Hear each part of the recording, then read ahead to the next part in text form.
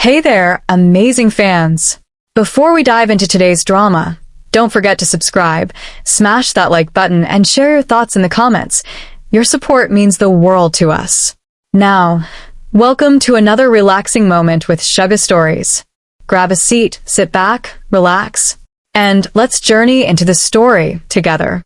The sun had barely risen over Lagos, yet the city was already groaning with activity. Honking danfos swerved recklessly through congested streets, and traders barked prices as early buyers haggled with intensity. Hidden among this everyday chaos sat a man who didn't belong. His name was Obesai Kalu, and 2 weeks ago he was a billionaire. Now, he sat hunched at the corner of Onikan Market, dressed in filthy trousers and a threadbare shirt that clung to his skin. His once-groomed beard had grown wild, and fake dreadlocks hung from a head that once wore designer hats. He had deliberately taken himself out of his world of privilege. Obesai had built one of Africa's most successful fintech companies. But success came with envy, and envy often hid in the closest corners. His board members betrayed him, convincing stakeholders he was no longer fit to lead. Within a week, his life spiraled. Fiancé gone. Inner circle turned cold, assets frozen pending investigation. Even his personal assistant vanished. That's when he had an idea. He'd spent years building wealth, but he wanted to see what the world was like without it. What would people do if he had nothing? So, he disguised himself and stepped into the harsh life of the streets. For 5 days, Obesai sat outside the police station. Not once did anyone recognize him. Instead, he was mocked, ignored, and kicked it like trash. Children laughed at him. A man once spat near his feet and shouted, "Lazy fool." A market woman even hit him with a broom when he tried to warm himself near her siya stand. But he didn't flinch. He watched. Then, on the 6th morning, as the sky turned orange, someone stopped. She was dressed in navy blue police uniform, with tired eyes but a warm face. She noticed the trembling figure crouched near the station wall. "You," she said gently. "What's your name?" He looked up startled. She was the first person who had seen him in days. "I'm Obesai," he said, voice hoarse. "Obesai," she repeated. "Are you hungry?" He nodded, surprised. "I'm Officer Adiz," she said. "Wait here." 15 minutes later, she returned with a steaming plate of rice and beans and a cold sachet of water. "Eat," she said. "It's not much, but it's yours." Obesai wanted to ask why. Why she was being kind. But he simply took the plate with shaking hands. "Thank you," he muttered. She nodded and walked away. That night, for the first time in 6 days, Obesai cried. 3 days later, the rains came. It started as a drizzle. Then thunder clapped overhead like a war drum. Obesai huddled beneath a torn umbrella he'd found in a bin. But the fever had already crept in. His body ached. Chills shook him violently. He hadn't eaten since the last time Adiz brought him food. She didn't come that morning. Probably on another shift. That evening, as rain poured like judgment from the heavens, he collapsed near the station gate. People walked by. No one looked. Except her. Adiz had just finished a 12-hour shift.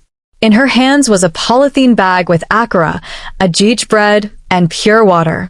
She stopped dead when she saw him sprawled in the mud. "Jesus," she gasped. She dropped everything and ran to him. "Obesai? Obesai." His eyes fluttered. He looked pale. Burning up. "Hey, somebody help me," she yelled toward the gate. But no one moved.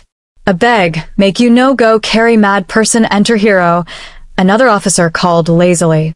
Adiz ignored them.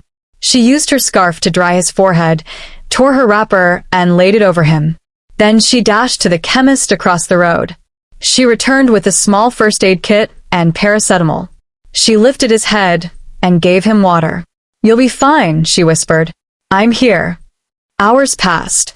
She sat beside him, getting drenched, while others laughed at her from inside the station.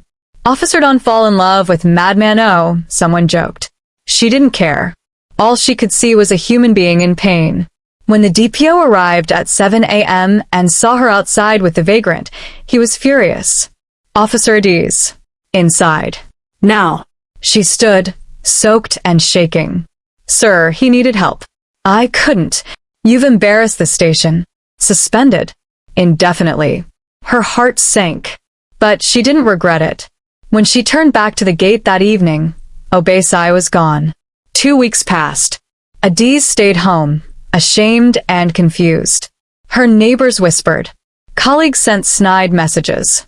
You still day fight for beggar? One wrote. But her heart stayed strong. Then came the day that would change everything. It was a Monday. The station buzzed with unusual activity. A convoy of black SUVs parked outside the gate. Officers straightened their belts. Phones went up to record. From the middle SUV, a man stepped out in pure white agbada, gold watch, polished shoes, surrounded by well-dressed guards. Wait, is that not? Someone whispered. Obesai walked in slowly, silent. Come. He approached the front desk. I'm here to see Officer Adiz. Gasps. A junior officer ran out to call her. Adiz arrived at the station entrance, unsure of what to expect. When she saw him, standing proud, clean-shaven, powerful, her knees almost gave way. Obesai, she whispered. He smiled. Yes. The man you fed, the one you covered with your wrapper, that beggar. He raised his voice. Ladies and gentlemen of the Nigerian police force, this woman, your officer, saved a man everyone else spat on. He pulled out a golden envelope. In here is a 5 million Nigerian nairas check, the deed to a 3-bedroom house in Lekki, and a contract offer. Adiz, I want you to head the humanitarian division of my foundation. Her eyes filled with tears.